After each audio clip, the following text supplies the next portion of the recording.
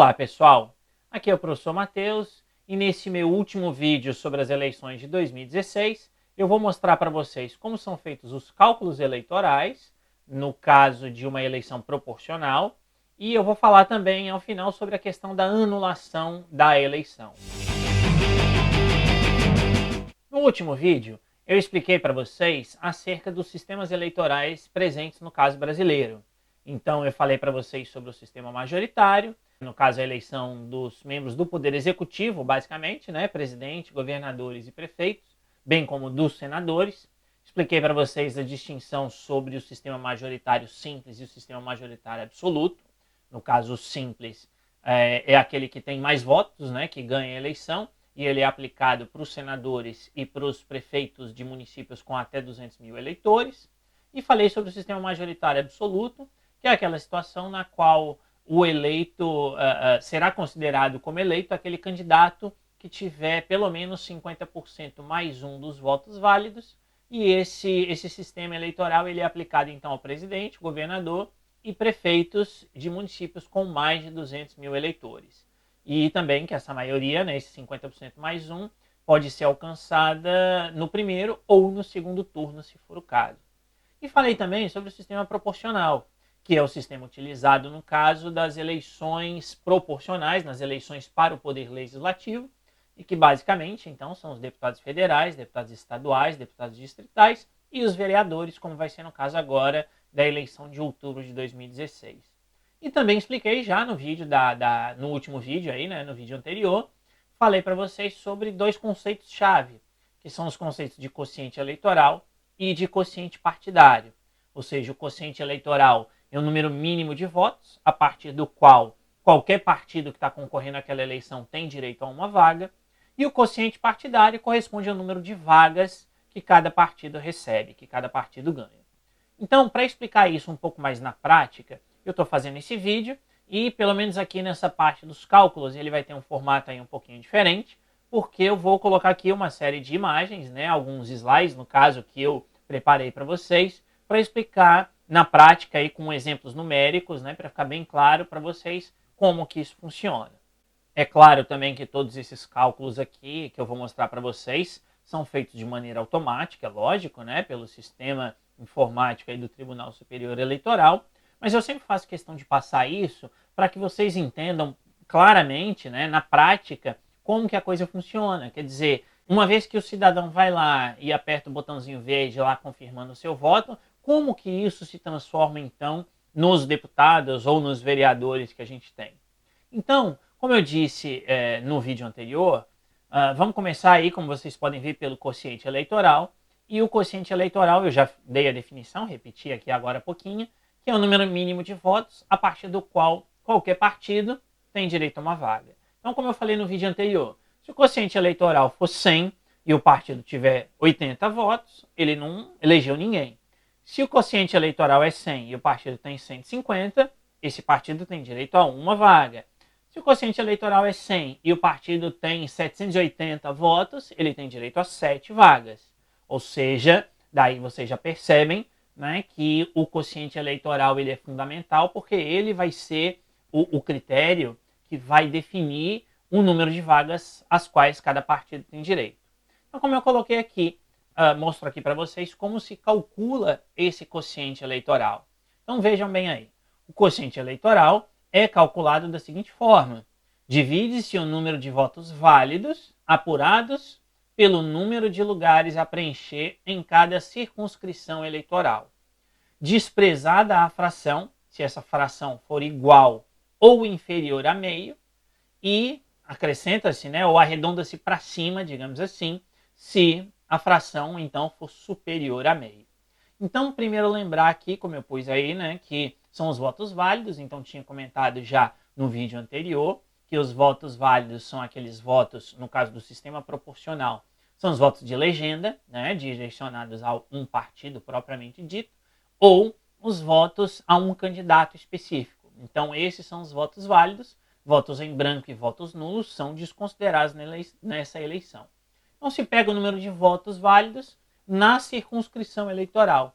Então, no caso aí da eleição de outubro, o que é a circunscrição eleitoral? É o município. né? No caso das eleições gerais, para governador, ou melhor, para Assembleia Legislativa, no caso, para deputados estaduais ou para deputado distrital, a circunscrição eleitoral é o Estado. E no caso de deputados federais, a circunscrição eleitoral também é o Estado, porque cada deputado federal, ou cada Estado, no caso brasileiro, tem direito a um número X de deputados federais, então o cálculo é feito com o número de votos dados no Estado como um todo. Então, esse cálculo do quociente eleitoral ele é bastante simples. Se aí na sua cidade, vamos imaginar aqui como exemplo, tem 10 mil votos válidos, né? Você vai pegar então esses 10 mil e vamos supor que na sua cidade aí tenham 10 vereadores. Então, se tem 10 mil votos válidos, divide-se pelo número de vereadores, no caso, como está aqui, pelo número de vagas a preencher, de lugares a preencher. Então, nesse caso, se tem 10 mil votos válidos e se tem 10 vereadores, pega-se 10 mil, divide por 10, no caso, pelo número de vereadores. Se tem, então, que o quociente eleitoral nessa situação hipotética seria de 1.000 votos. Ou seja, a cada 1.000 votos, qualquer partido vai eleger um vereador nessa situação. E como eu disse no vídeo anterior, eu vou explicar aqui, vou focar aqui no caso de vereadores, mas o raciocínio é exatamente o mesmo para os deputados estaduais, deputados federais e para os deputados distritais, no caso do Distrito Federal. Por sua vez, o quociente partidário, que eu também tinha dito no vídeo anterior, corresponde ao número de vagas que às quais cada partido tem direito. Então também o cálculo ele é bem simples, né? Ou seja, eu vou pegar o número de votos do partido e vou dividir pelo quociente eleitoral. Lembrem-se, no vídeo anterior eu dei um exemplo. Se um partido tem 3.500 votos e o quociente eleitoral é 1.000, então eu vou pegar 3.500 e dividir por 1.000. Então, nesse caso, o partido vai ter direito a 3 vagas. Porque, como vocês podem ver aqui, né, para calcular o quociente partidário, se divide pelo quociente eleitoral o número de votos válidos dados sob a mesma legenda ou coligação de legendas desprezada a fração. Então, o quociente eleitoral, como eu mostrei anteriormente, a gente olha para a fração, né, para o que tem depois da vírgula. Se for até meio, a gente ignora. Se for acima de meio, o sistema vai arredondar para cima. E já o quociente partidário simplesmente se ignora o que tem após a vírgula. Então, como exemplo, vejam aí o que eu coloquei. Um município possui 9 vagas para a Câmara de Vereadores. Então foram apurados 50.000 votos válidos, conforme abaixo. Ou seja, lembrem-se, né, se eu estou colocando aqui votos válidos, eu já estou excluindo aqui os votos em branco e os votos nulos. Né? Então aqui a gente tem esses 50.000 votos divididos com base nessa votação que cada partido teve. Então o partido A teve 12.000 votos, o B 15.000 votos, o C 4.000 votos e o D 19.000 votos. Então nesse caso, quer dizer, como cada partido teve esse número de votos, e aqui fazendo um parêntese, né? Repetindo, de onde vêm esses votos que esses partidos tiveram? Quer dizer, esses votos, eles são originários do voto de legenda, né? Ou seja, quando o cidadão vai lá e digita apenas os 2 primeiros números, que é o número do partido, e aperta a tecla confirma, e também dos votos de todos os candidatos do partido. Então, se faz esse somatório geral, e aí se tem esse número de votos. E aqui, fecha esse parênteses e vamos abrir outro. Quer dizer, eu estou chamando de partido aqui, mas lembre-se do que eu falei no vídeo anterior sobre partidos políticos, na questão da coligação. Então, eventualmente, vamos imaginar aqui que esse C, em vez de ser um único partido, fosse uma coligação. Né? Ou seja, vamos considerar aqui que o C, por exemplo, fosse aí a coligação dos partidos X, Y, Z, por exemplo. Então, nesse caso, você faz o somatório dos votos de todos os partidos que compõem a coligação e o cálculo é exatamente o mesmo. Dada essa situação, então, qual é a primeira conta que o sistema vai fazer? É o cálculo do quociente eleitoral. Então, como vocês podem ver aqui, o quociente eleitoral, seguindo aquela regra, né, que está no artigo 106 do Código Eleitoral, da Lei 4737 de 65, se pega o número total de votos válidos e divide pelo número de vagas. Então, como vocês podem ver aí nesse caso, a gente tem 50.000 votos válidos, que são divididos por 9, porque são 9 vagas, e esse valor dá 5.555,55. E aí, como a gente está tratando aqui do quociente eleitoral, a gente vai seguir aquela regra do arredondamento que eu disse antes. Então, nesse caso, percebam que a fração, ou seja, aquilo que está após a vírgula, é maior do que meio. Portanto, seguindo a legislação eleitoral, neste exemplo específico, o quociente eleitoral não seria de 5.555, mas a gente arredonda para cima. Então, o quociente eleitoral é de 5.556. Significa dizer, então, que nesse exemplo, qualquer partido, lembrem-se daqueles partidos que eu coloquei no exemplo antes, qualquer partido que atingir 5.556 votos, ele vai, então, a cada 5.556 votos, ele tem direito a uma vaga. E, logicamente, que o partido ou coligação que não atingiu o quociente eleitoral, ele não vai ter direito, obviamente, a nenhuma vaga. Agora a gente vai calcular o quociente partidário. E o quociente partidário, como eu disse antes, mostrei antes para vocês, é muito simples também. Eu pego o número de votos total de cada partido e divido por esse quociente eleitoral. Então, como vocês podem ver aqui, o partido A teve 12 mil votos, eu vou dividir por 5.556, vai dar 2, alguma coisa. E aí eu aplico aquela regra que está no artigo 107 do Código Eleitoral. Eu desprezo, eu ignoro o que vem depois da vírgula, o que é a fração. Então, nesse caso, esse partido A tem 2 vagas. O partido B, eu vou pegar os 15 mil votos dele, dividir por 5.556, vai dar 2 também. Ou melhor, vai dar 2, alguma coisa. A gente ignora o que tem depois da vírgula, então esse partido B tem direito a 2 vagas.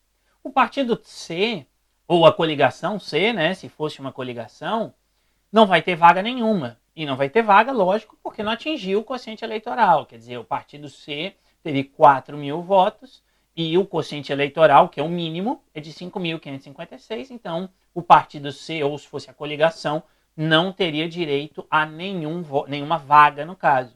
E o partido D, 19 mil dividido por 5.556, que vai dar 3 e alguma coisa. Então, o partido D vai ter direito a 3 vagas. Esse é, então, o quociente partidário nessa eleição ou nesse exemplo. O partido A com 2 vagas, o partido B com 2 vagas, o partido C com 0 vagas e o partido D com 3 vagas. E aí você vai me perguntar, ok, cada partido aí tem 2 vagas, 3 vagas, e quem são os candidatos eleitos, né, por cada um desses partidos?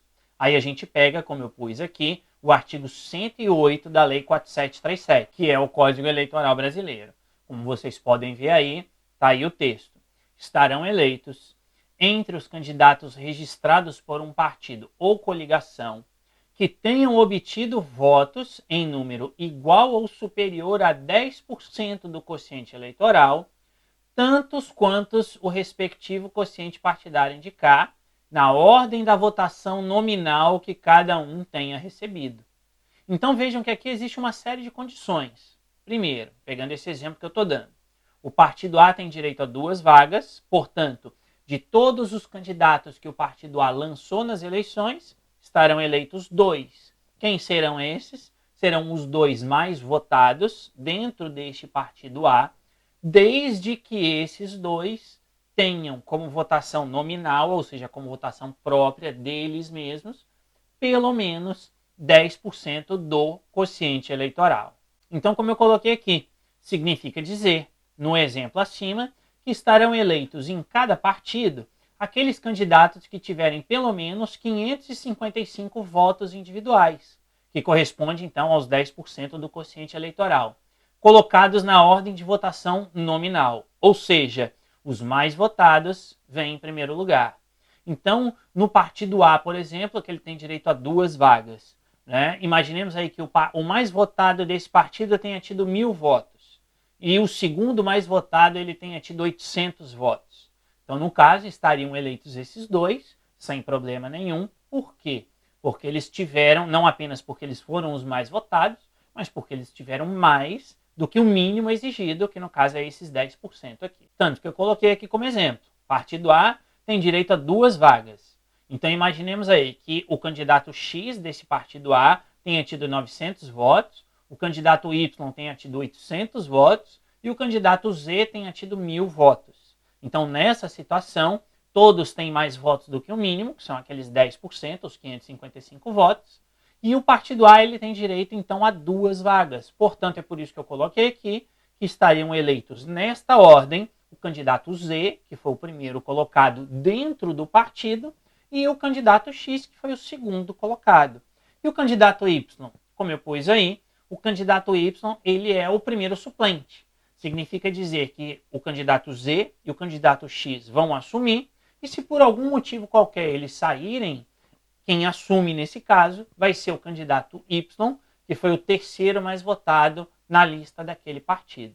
Lembrando que esse raciocínio é o mesmo para a coligação. Então, se aqui fosse uma coligação, a gente colocaria aí dentro da coligação quem são os mais votados, e os mais votados, então, assumem, desde que eles tenham tido pelo menos esses 10% de votos correspondente ao quociente eleitoral.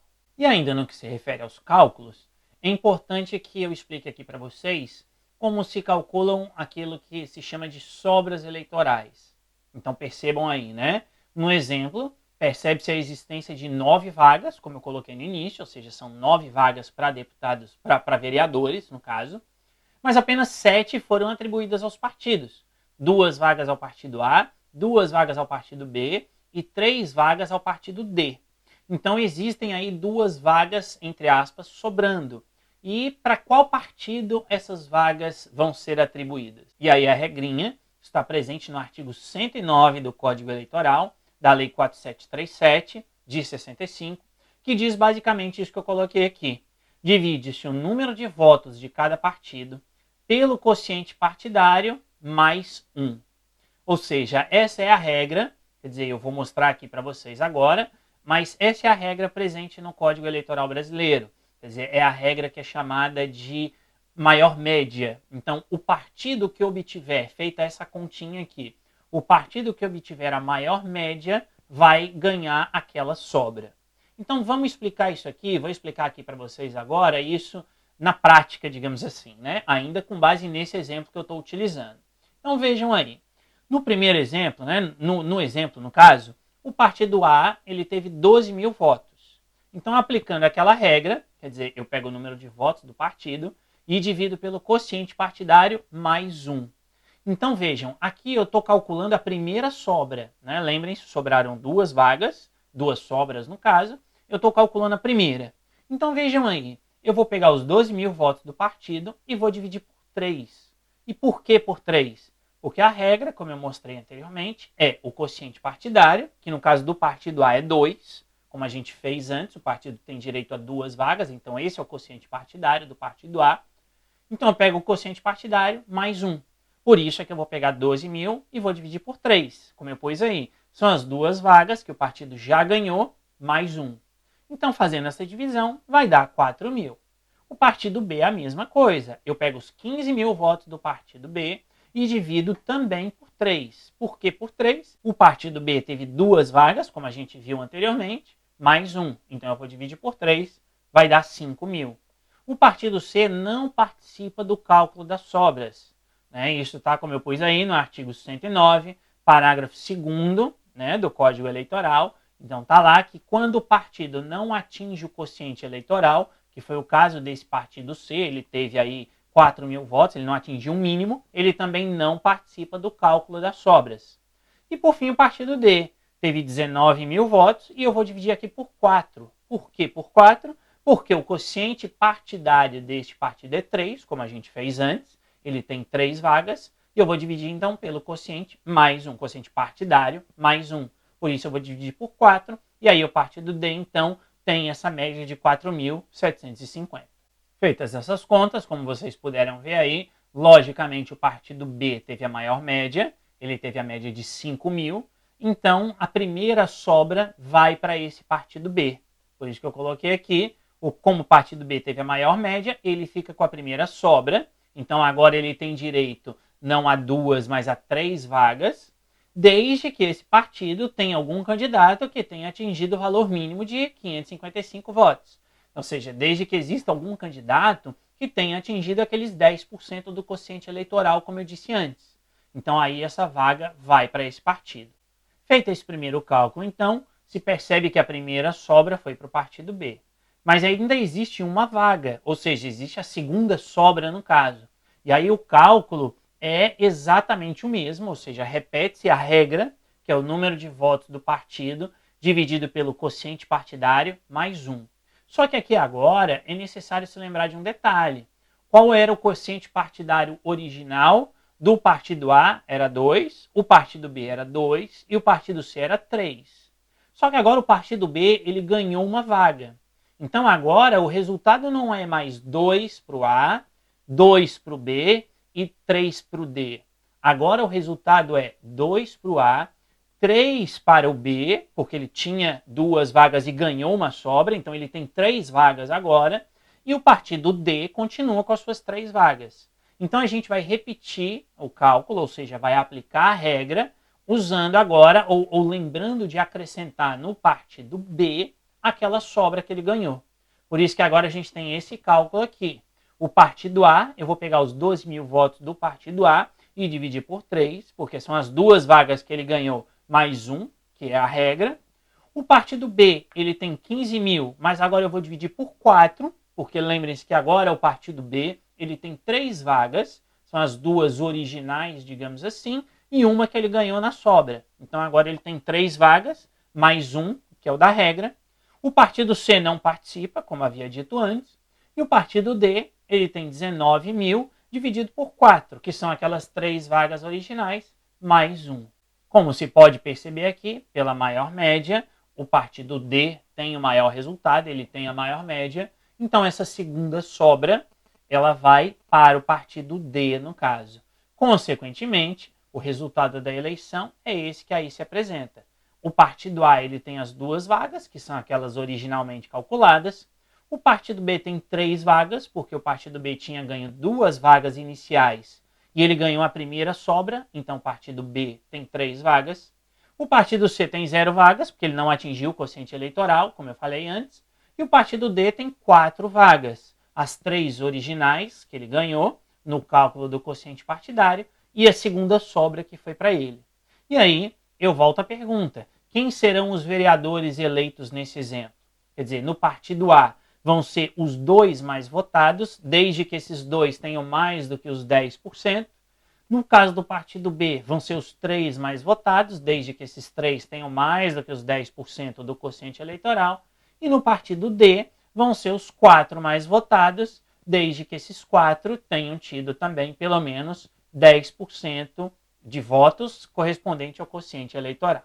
Então, pessoal, é assim que funciona o cálculo do quociente eleitoral, do quociente partidário e das sobras no caso das eleições proporcionais no Brasil.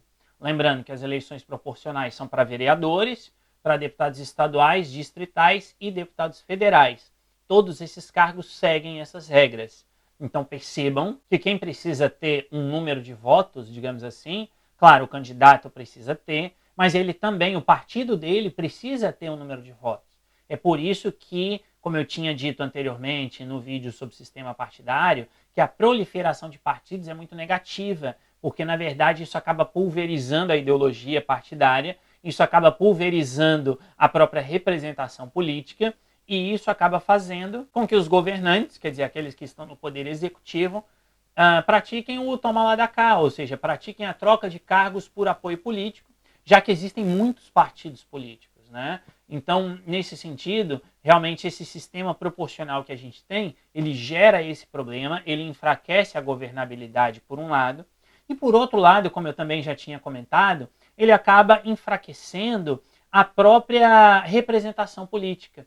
Porque vejam, né, como eu mostrei por esses cálculos, e eu tinha dito no vídeo anterior sobre o sistema eleitoral, muitas vezes você vota num candidato, que em princípio é aquela pessoa que você quer ver eleita, mas o seu voto indiretamente acaba contribuindo para a eleição de outros candidatos do mesmo partido, ou se for numa coligação, o que é pior ainda, colabora com a eleição de candidatos de outros partidos, né? Então, isso ocorre dada essa situação de transferência indireta, digamos assim, do seu voto, do voto do eleitor, e devido à própria falta de transparência, né? Quer dizer, transparência não no processo, porque essas regras elas são claras, elas estão nas leis, qualquer um tem acesso a isso, Inclusive o próprio site do TSE tem um link em que explica isso aqui que eu coloquei no vídeo para vocês também. O link, quem quiser ler, está aqui na descrição desse vídeo.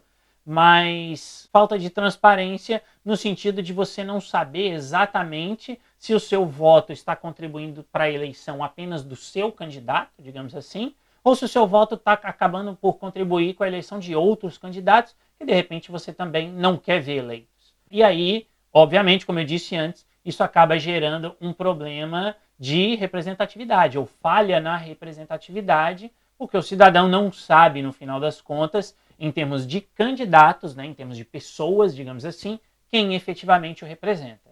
Agora, vale destacar aqui, por outro lado, como eu disse nos vídeos anteriores, que do ponto de vista jurídico, quem está representando o cidadão é o partido.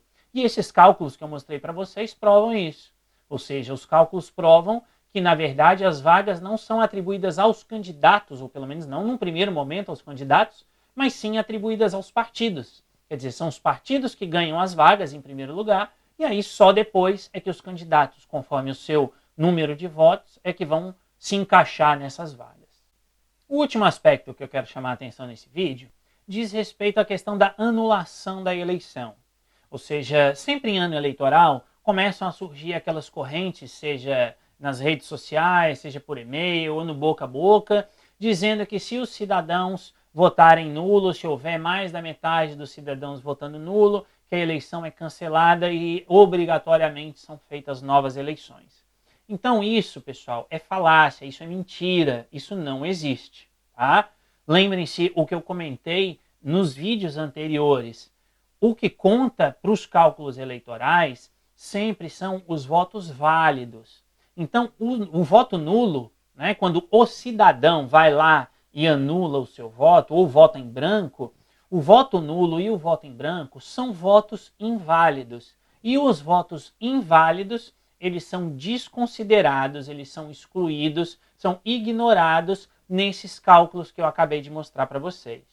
Então, existe anulação de eleição? Existe sim anulação de eleição, desde que seja a Justiça Eleitoral a anular os votos dos cidadãos, e não porque o cidadão votou nesse ou naquele candidato, mas porque o candidato cometeu algum ato ilícito que fez, então, com que aqueles votos fossem considerados como inválidos.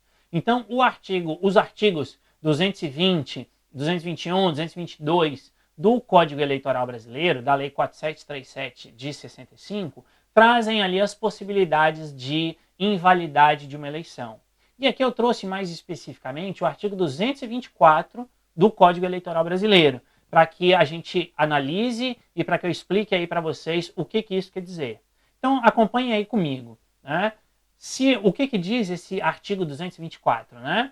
Se a nulidade atingir a mais de metade dos votos do país nas eleições presidenciais, do Estado nas eleições federais e estaduais, ou do município nas eleições municipais, julgar-se-ão prejudicadas as demais votações e o tribunal marcará dia para nova eleição dentro do prazo de 20 a 40 dias.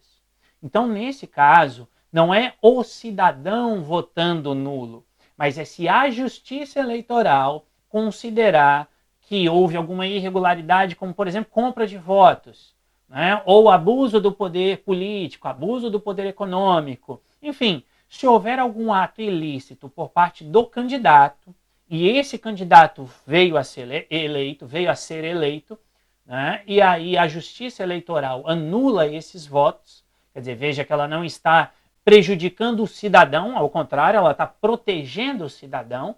E está protegendo por quê? Porque aquele candidato se utilizou de algum meio irregular para ganhar aqueles votos. Então, o candidato ludibriou o cidadão. Então, a justiça vai lá e anula os votos dele. Né? Ou melhor, os votos atribuídos a ele. Então, se esse somatório, se o número de votos anulados pela Justiça Eleitoral for maior do que 50%, como está aqui, né, atingir a mais da metade, aí sim, aquela eleição é anulada e são convocadas novas eleições. Por isso que eu destaco, repito e reitero, se o cidadão anular o seu voto, se o cidadão por vontade própria ir lá e votar nulo, isso não é causa para anulação da eleição, como eu pus aqui. não é considerado como causador de nulidade de uma votação. Portanto, se a Justiça Eleitoral anular mais da metade dos votos, aquela eleição é anulada e aí vai ocorrer aquilo que está presente nos parágrafos 3º e 4º desse mesmo artigo 224 do Código Eleitoral, como vocês podem ver aqui. Artigo 3º, o parágrafo 3º do artigo 224 diz isso.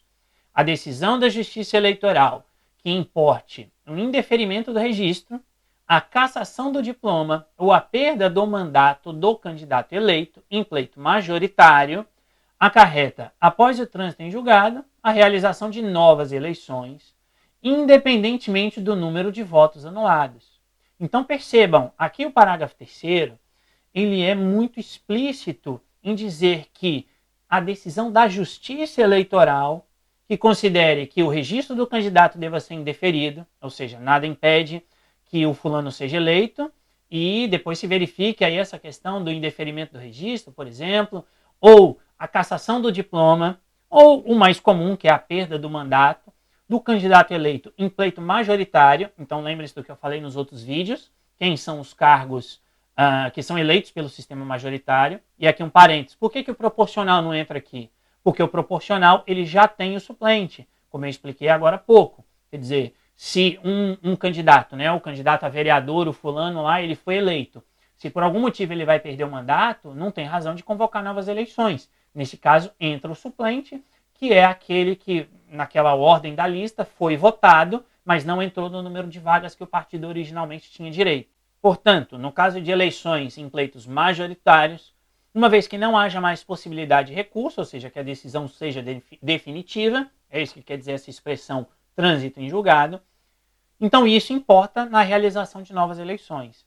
E aí não importa, vejam que está aqui, que é interessante, independentemente do número de votos anulados. E por que o legislador colocou essa expressão?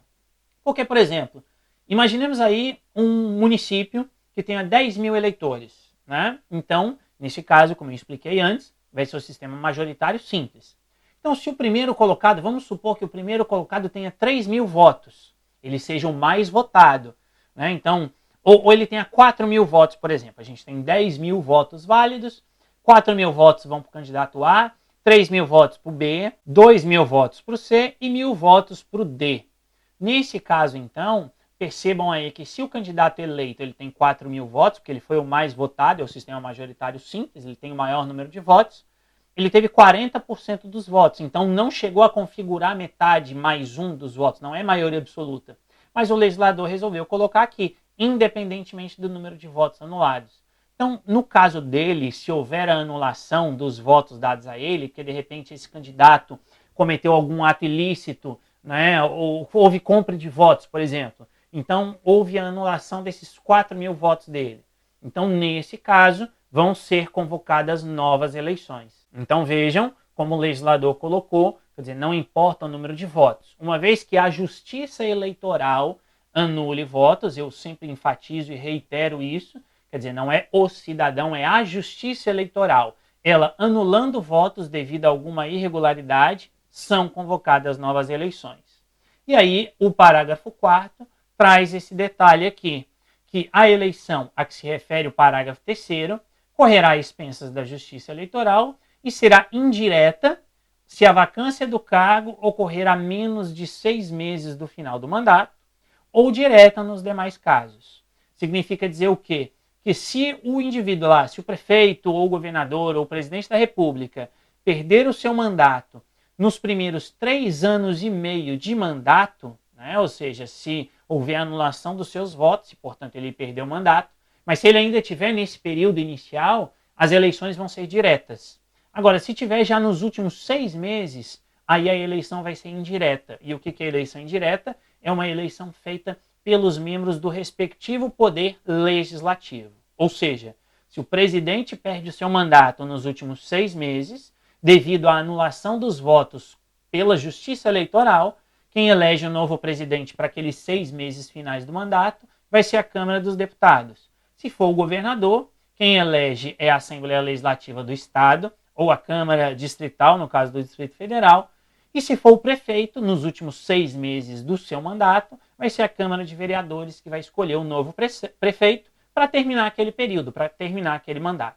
Portanto, pessoal, não se deixe enganar por essas correntes, né, por essa lorota, me perdoem dizer assim, né, que geralmente surge nessa época eleitoral. Tá? Ou seja, o cidadão anular o voto não altera nada no resultado eleitoral, no sentido de anular uma eleição.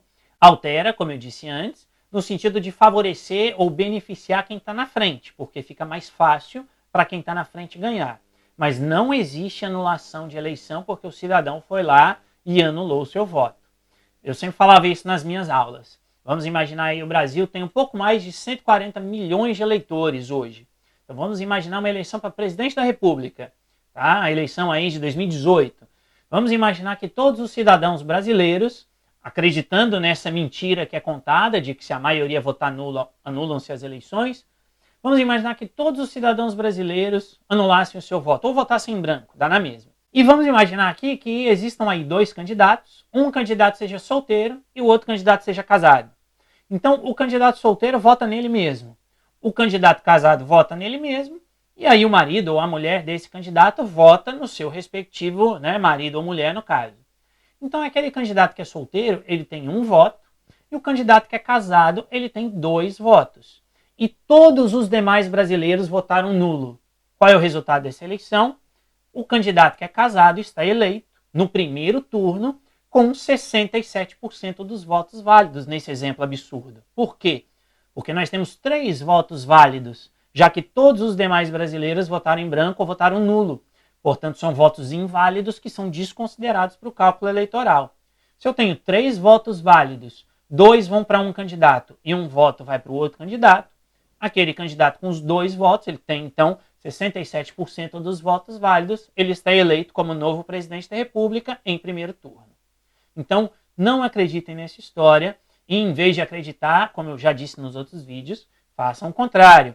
Tentem, na medida do possível, envolver-se ainda mais nessa questão para acompanhar efetivamente o candidato e o partido do candidato de vocês, não apenas no período eleitoral, mas também enquanto esse indivíduo estiver aí exercendo o seu mandato. Bom, pessoal, é isso. Com esse vídeo, eu encerro essa série de vídeos sobre as eleições de 2016.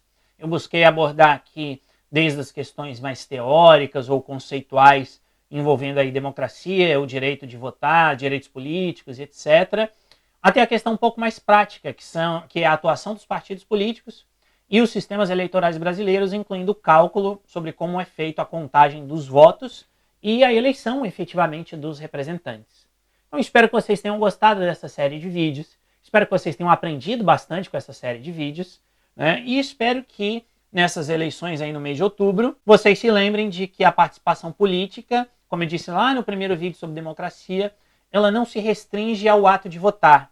Ou seja, a participação política e, consequentemente, a representação política, ela vai muito além disso. Né? Ela implica no cidadão conhecer o seu candidato, no cidadão acompanhar, conhecer o partido do candidato e no cidadão acompanhar as ações que esse candidato, uma vez que ele venha a ser eleito, né, o que ele está fazendo durante o seu mandato. Então, lembrem-se disso, compartilhem esse vídeo aí com os colegas e familiares de vocês, para que as pessoas possam votar de uma maneira mais consciente, de uma maneira, entre aspas, aqui, mais correta, no sentido de conhecer o sistema eleitoral e o sistema partidário brasileiro. E deixem aí nos comentários suas críticas, suas sugestões, né? E, como eu disse, não se esqueçam aí de compartilhar esse vídeo, curtir e compartilhar esse vídeo, e também de assinar o meu canal, né? Inscrevam-se aí no canal, para que vocês possam receber as notificações dos próximos vídeos que eu vou colocar por aqui. Então é isso, pessoal. Mais uma vez, muito obrigado por terem assistido a essa série de vídeos. Um abraço a todos vocês e até a próxima.